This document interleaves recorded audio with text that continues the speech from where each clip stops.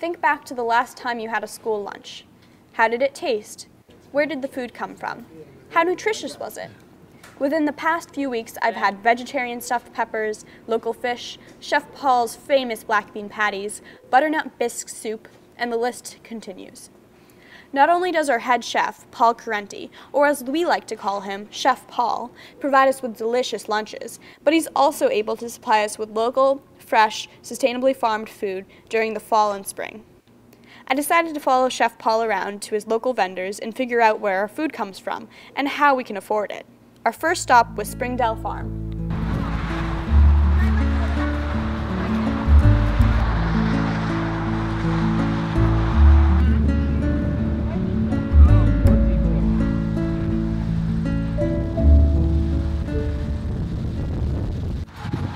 All right, I am Paul Carenti, Chef Paul from the Harvard Public Schools. I'm here with Jamie Cruz, who's the head farmer and owner of Springdale Farm, where we get lots of our produce for the school lunch program. And Jamie's going to explain a little bit about the history of her farm and what she does here.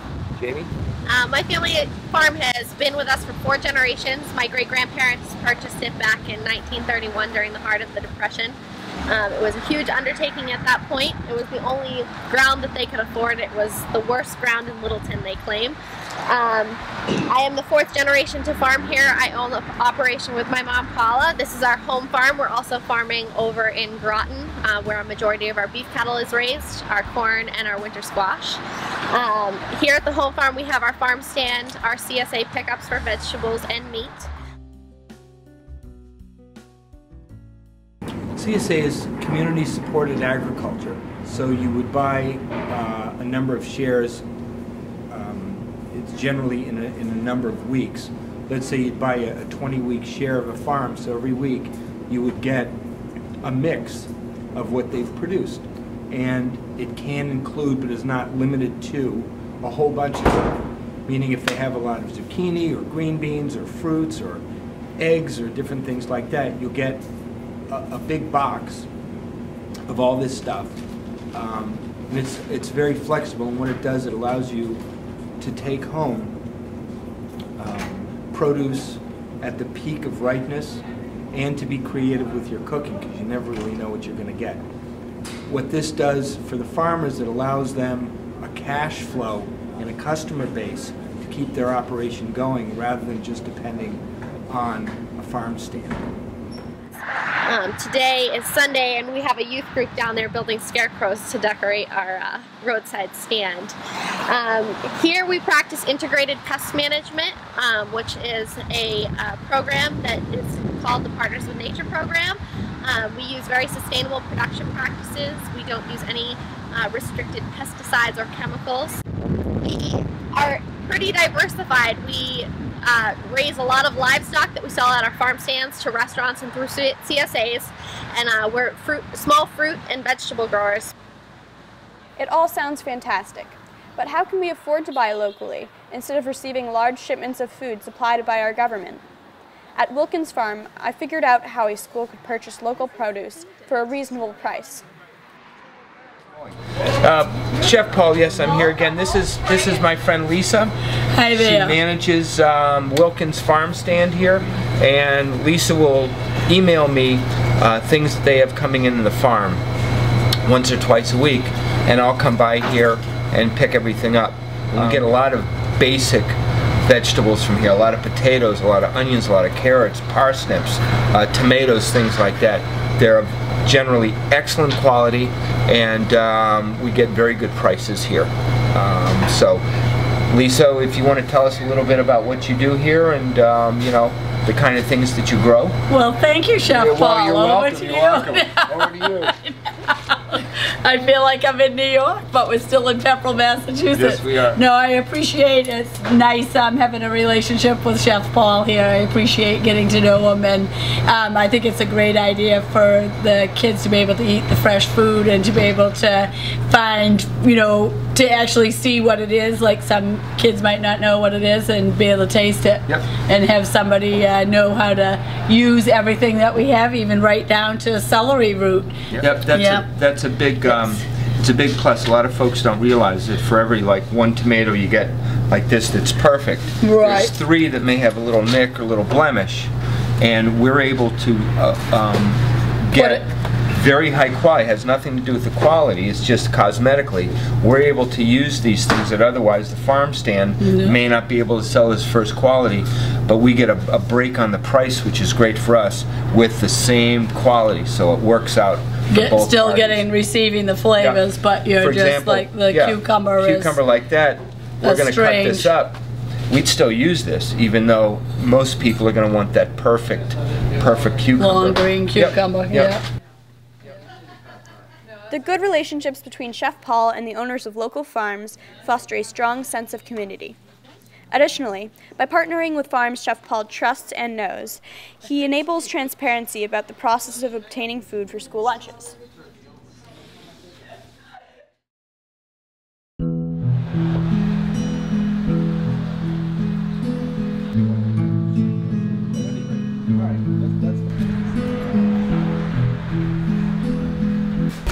Hi there, Chef Paul here again. This is another stop on our tour de farm.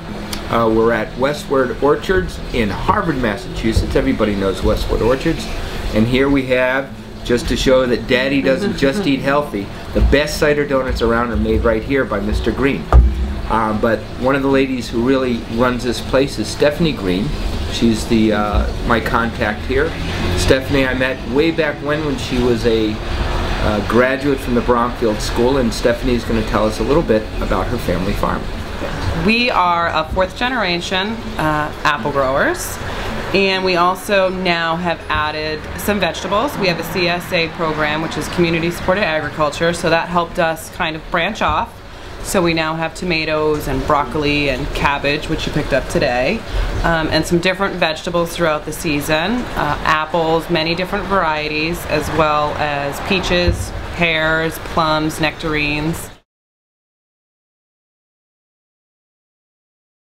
Integrated pest management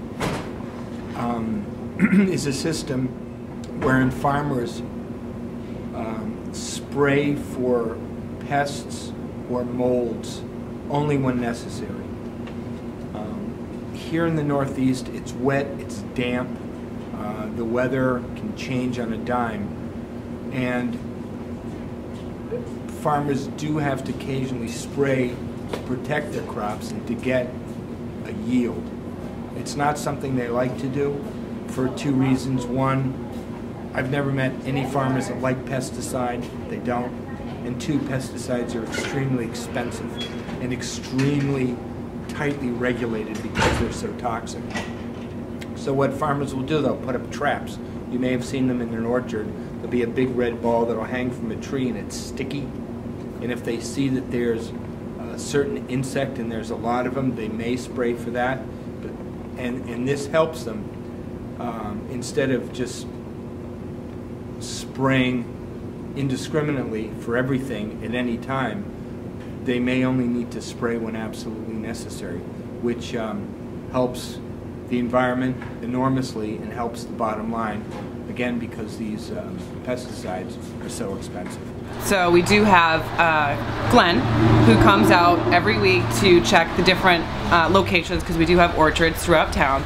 So he pretty much goes from place to place. He checks every block, and he will see how things are looking, if there are any pests to be found.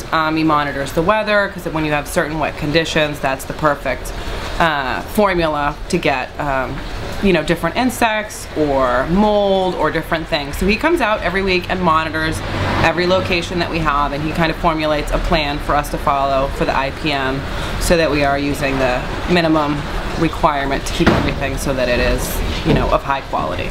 I look at Westward Orchards as the premier fruit growing farm around here. I love it. Well, it's true. It's true. The stuff is second to none. It's always sweet and perfect. And here's what's good for us. When we went to some of the other farms, you notice that I asked for number 2s or stuff that's not actually perfect, and we get a better price on it because we're going to use it and cut these things up. Well, here, I'll ask Stephanie, what do you have? and we'll get small fruit. Everybody likes these big gigantic apples, but at the elementary school you have little kids and they like these small apples or small pears. And this way the Green family is able to sell high quality fruit that's small, that maybe they may not otherwise be able to sell it as at such a good margin. For example, the small apples, even though they're perfect, they may go into the cider mill for juice, and you're not going to get very much money for those. Whereas we can buy them. Stephanie's family will get more money than at the cider mill, but we'll still pay less than if we were getting the big fruit. Absolutely true. It's a match made in heaven for us, because certainly it gives us an outlet for the small pears, and you know, people come in the store and everybody does want the larger piece, you know, piece of fruit, which is great, but it doesn't help us because you always end up with smaller apples. Yeah. So yeah, it works out great. You can take, you know, what we have that is first quality at a better price, and then we don't, you know, have to let it go to waste. Yeah, and this kind of shoots down the argument where people say, oh, you can't buy at the local farms because they're too expensive. No, they aren't.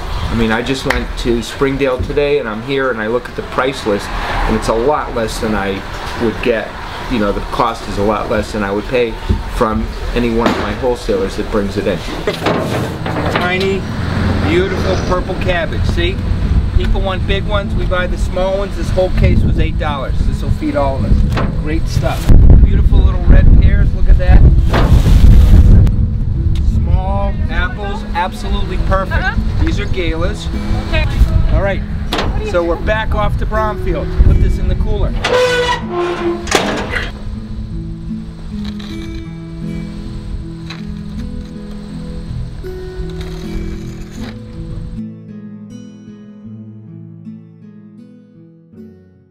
That depends who you talk to. I like to think of local being New England, meaning the 6 New England states and part of New York. If you want to put it in a sports analogy, wherever they're a Red Sox fan in New England, that's local.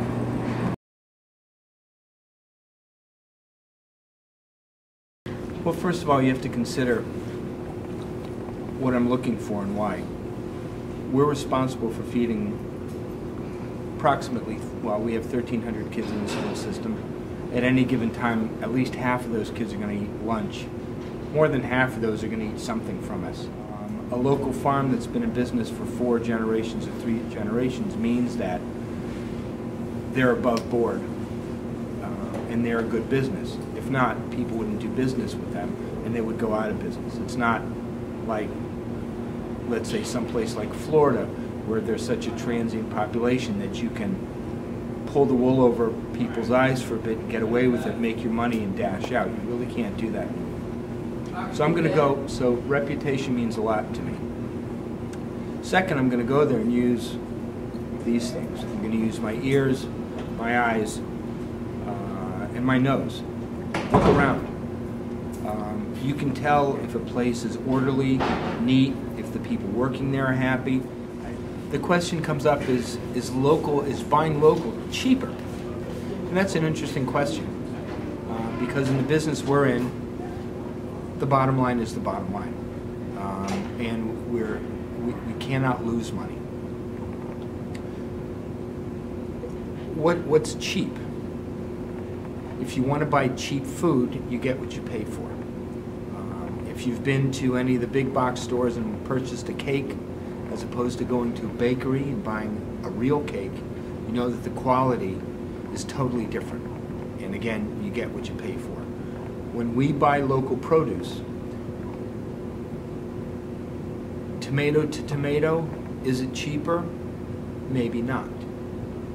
But where it is less expensive is that we can buy number 2 grade, which are imperfect fruit and produce, that is in fact considerably cheaper than the number 1 grade produce that we would get from our wholesaler who imports fruit and produce from other states or other parts of the country or other countries.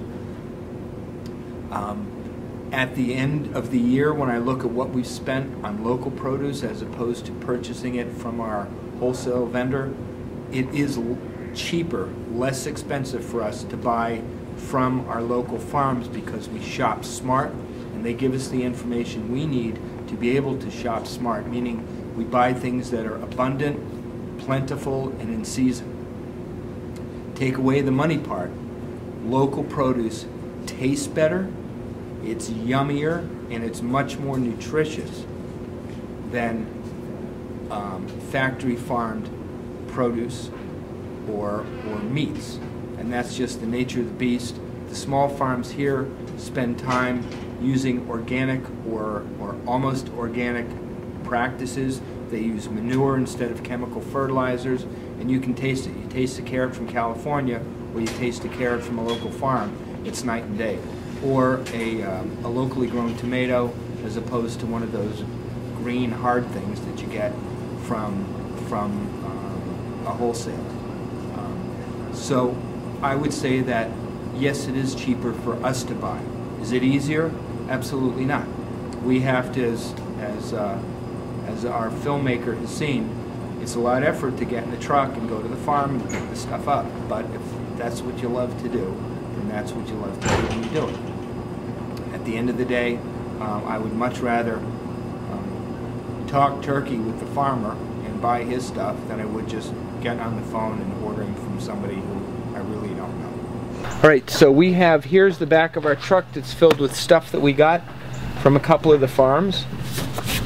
Some fresh pea pods. Over here we got some radishes for our salad bar. See, those are nicely dug radishes. Beautiful eggplant, look at that. Isn't that something? We're gonna make ratatouille out of this with this basil. And what we have here and all this fruit over here, this is one of 2 deliveries or 2 batches of produce that we get a week when the farms are really going. So this will cover us for like Monday, Tuesday, Wednesday. Then I'll put another order in for Thursday, Friday, and for soup, because we go through a lot of produce when we make soup that we sell at the farmer's market. So you can see we do get quite a bit. Bromfield boasts more than just good MCAS scores. It also boasts incredible tasting, healthy food. Although we still serve hot dogs and sloppy joes, nearly every day there is at least one healthy and/or vegetarian option. It's high-quality, cheap food, some of which is farmed right next door. Not only does this increase the transparency of the process from farm to table, it also reduces our carbon footprint and supports local business. So why isn't every school doing this? We need a chef who wants to cooperate with farms and make the trips out to pick up food. We need someone like Chef Paul. I do this because I take very seriously the responsibility that I have to make sure that the students here grow up to be big and strong. It's amazing that over the years, if we have 1,300 kids here, and in 180 days, I look at the books at the end of the year, and we've served well over 100,000 meals. The fact that I've been here 15 years now means that I've seen students from kindergarten to 12th grade, and they've eaten a lot of meals in this cafeteria from our kitchen, from these hands and the hands of the ladies. It's something I take very seriously and I don't take lightly. I sleep very well at night knowing that I've done the best I can to make sure that the food that's going into their bellies is as healthy and as nutritious and as delicious as we can make it. That's why I do it.